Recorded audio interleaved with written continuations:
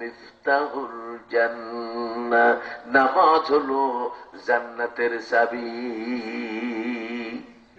সুতরাং মায়ের আমার, বোনের আমার, ভাইয়ের আমার, মুরব্বীর আমার, যুবকের আমার, আমি একটা বার জানতে চাই, এই গোরস্থানে বসে শপথ করব আমরা মৃত্যুর আগ পর্যন্ত কেউ কখনো নামাজ ছাড়ব না। কারা কারা নামাজ ছাড়ব না? দুইটা হাত তুলে আমার নবীর সাথে একাত্মতা ঘোষণা করে দুইটা হাত দেখায়। নারে তাকবীর, নারে তাকবীর। হাতটা নামায়া ফেলি। নামাজের সংখ্যা বর্তমান বেড়েছে না কমেছে? একটু জোরে আওয়াজে বলেন। নামাজি যখন সংখ্যাই বাড়ছে, আলামত ভালো না খারাপ? আল্লাহ পাক বলছেন, ইন্নাস সালাতা তানহা আনিল ফাহশাই ওয়াল মুনকার। নামাজ সকল প্রকার ফাহেশা, গর্হিত কাজ থেকে মানুষকে বিরত রাখে। যেই দেশে নামাজ প্রতিষ্ঠা হবে, কায়েম হবে, ওই দেশে কোনো গর্হিত কাজ আর হতে পারবে না। তার মানে নামাজের সংখ্যা এই বাংলার জমিনে যতদিন বেড়ে যাবে, যত বাড়বে, একদিন দেখা যাবে এই সংসদ থেকে নামাজ আইন পাশ হয়ে যাবে। সেই দিন নামাজের আইন পাশ হয়ে যাবে এবং সেই লক্ষণ সামনে আমরা দেখতে পাচ্ছি না, পাচ্ছি না। সেরকম আলামত তাই প্রমাণ করে না, করে না। সুতরাং যারা নামাজ পড়ে নাই, যারা নামাজ পড়তো না, যারা সুদ খাইতো, যারা মদ খাইতো, যারা মেয়েবাজি করত, যারা টাকা লুণ্ঠন করত, যারা নাকি নিজের দেশের সম্পদ অন্য দেশে পাচার করে করে বিশাল বিশাল অট্টালিকা, অর্থের পাহাড় গড়েছিল, এরা কথায় কথায় মিথ্যা কথা বলতো। এরা যাতে মুসলমান দাবি করলো, প্রকৃত পক্ষে এরা ছিল মুনাফিক। আমার ভাইয়েরা, এই মুনাফিক গুলা দেশ থেকে বিদায় হলো। বিদায় হচ্ছে, মুমিনের আগমনের বার্তা আমরা পেয়ে গেছি। আর মুমিন যখন এই পৃথিবীতে, এই দেশের রাজত্ব ক্ষমতায় যখন আসবে, আল্লাহ পাকের জাতের কসম, ওই দিন এই দেশে সর্বপ্রথম নামাজের আইন জারি হয়ে যাবে। সেই দিন নামাজের আইন জারি হবে, সেই দিন সমাজ থেকে সব অনাচার, অবিচার, জুলুম, নির্যাতন, শোষণ, নিপীড়ন, নিষ্পেষণ বলুন তো থাকবে না, আল বিদায় হবে। আমার ওয়াজ বুঝতে পারতেছেন তো ভাইরা আমার?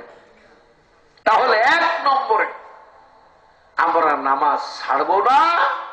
নামাজ প্রতিষ্ঠা না হওয়া পর্যন্ত আমরা আন্দোলনও থামাবো না। আছেন তো সবাই আমার সাথে? কি একমত? একমত ইনশাআল্লাহ। তবে সুযোগ হয়েছে, আমাদের চোখ আছে, জ্ঞান আছে, বুঝ আছে, আমরা বুদ্ধিমান, আমরা বেছে নেব কার দ্বারা কি হতে পারে। কি বলেন? যেরকম এই বুদ্ধি আমাদের নাই। একদিকে আগুন আর একদিকে হলো রসগোল্লা, দুই সাইডে দুই গামলা।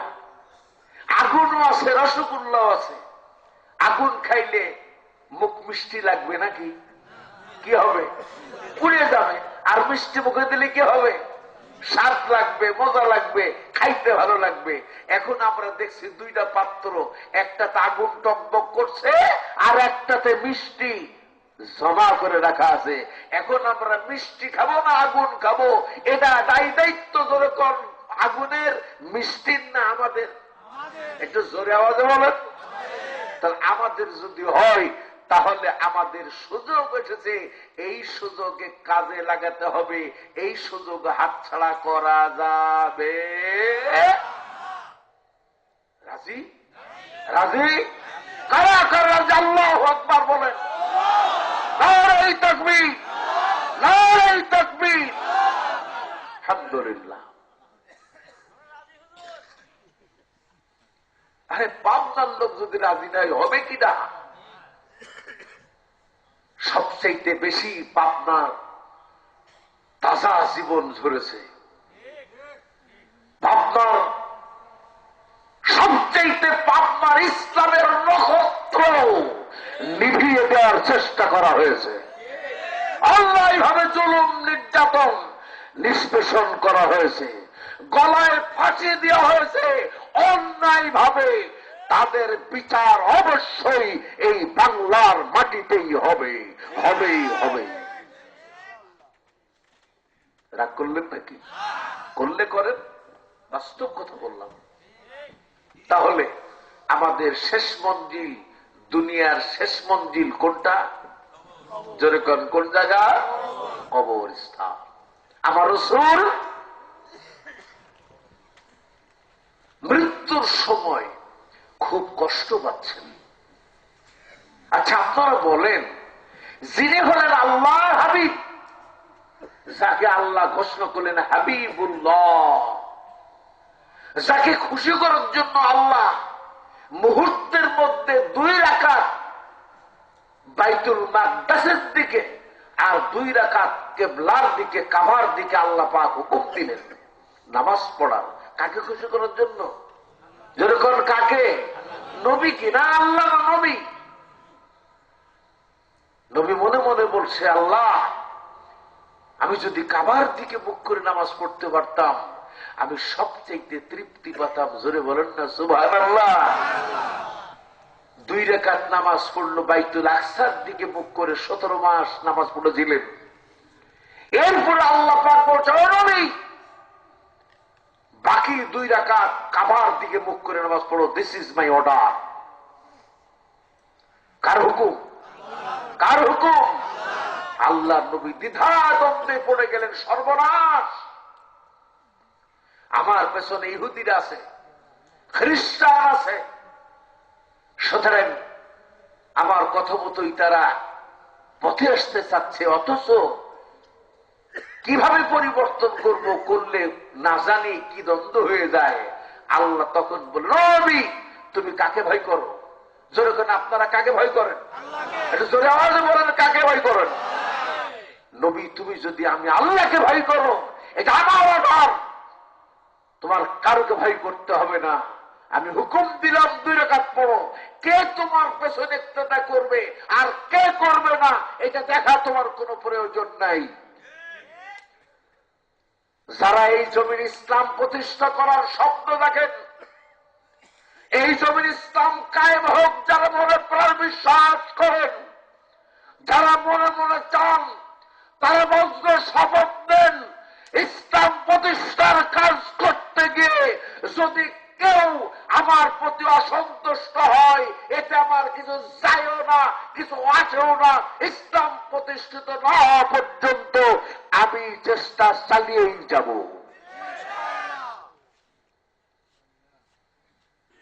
খুশি না বেজার? বন্ধুরা আমার, আল্লাহ নবী 2 রাকাত নামাজ মুখ ফিরিয়ে দিলেন। আমার রাসূল যে আল্লাহ পাক তাকে এত ভালোবাসতেন, সেই নবীর মৃত্যুর সময় কষ্ট হচ্ছে, যন্ত্রণা হচ্ছে, মা ফাতিমা রাদিয়াল্লাহু আনহা আর সহ্য করতে পারছেন না, তিনি কেঁদে কেঁদে ব্যাকুল হয়ে যাচ্ছেন। বিশ্বনবী আমার মা ফাতিমার কান্না সহ্য করতে না পেরে ইশারা করলেন। মা ফাতিমা যখন বিশ্বনবীর কাছে এগিয়ে এলেন, আল্লাহর পয়গম্বর কানটা মুখের কাছে নিলেন, নেওয়ার পরে বলছেন, মা তুমি কাঁদো না, মা তুমি কাঁদো না। আমি বিশ্বনবী বিদায়ের পরে সর্বপ্রথম আমার সাথে যার সাক্ষাৎ হবে সে আর কেউ না, সে হলে মা ফাতিমা তুমি। ফাতিমার কান্না বন্ধ হয়ে গেল। আম্মা জান আয়েশা সিদ্দিকা রাদিয়াল্লাহু আনহা বলছেন, ফাতিমা তোমার আব্বা এমন কি কথা তোমার কানে বলল আর তুমি সাথে সাথে এই কান্না বন্ধ করে দিলে? মা বলছে আমার আব্বাজান আমাকে যা বলছেন আমার এর উপর আর কিছু চাওয়ার নাই। জোরে বলেন না সুবহানাল্লাহ। আমার ভাইরা, বিশ্ব নবীর কষ্ট সহ্য করতে পারছেন না। আল্লাহর নবী বলছেন, মা ফাতেমা রে, তোমার আব্বাজান আজকে যে কষ্ট পাচ্ছেন তুমি জেনে রেখে দাও, আজকের পর থেকে তোমার আব্বাজান কোনদিন জীবনে আর কোনো কষ্ট পাবে না। তার মানে আমার জান কবজে যে কষ্ট হচ্ছে, কবজ হওয়ার সাথে সাথেই আর এই কষ্টটা হবে না। তবে নবী তার উম্মতকে বলেন নাই, উম্মতকে বলেন নাই। নবী কষ্ট সহ্য করতে পারছেন না। আজরাইল বলছে, আজরাইল তুমি আমার বুকের উপর কি দিয়েছো? কই ইয়া রাসূলুল্লাহ সাল্লাল্লাহু আলাইহি ওয়াসাল্লাম, আমি আমার হাতের সামান্য পরশ আপনার বুকের উপর রেখেছি। আমি আপনার জান কবজ করতে যে এহসান ব্যবহার করেছি, এইরকম এহসান দিয়ে আমি আমার জীবনে আর কারোর জান কবজ করি নাই। রাসূল বললেন, আজরাইল এটাই যদি তোমার এহসানের জান কবজ হয়, আমি রাসূল তোমাকে অর্ডার দিলাম, তোমার যত প্রেসার ক্রিয়েট করার দরকার হয়, যত কষ্ট তোমার দেওয়ার প্রয়োজন হয়, তুমি আমি বিশ্ব নবীকে দিয়ে দাও। তবে শোনো, আমার উম্মতের জান কবজের সময় যেন কোনো কষ্ট আমার উম্মতকে দিও না।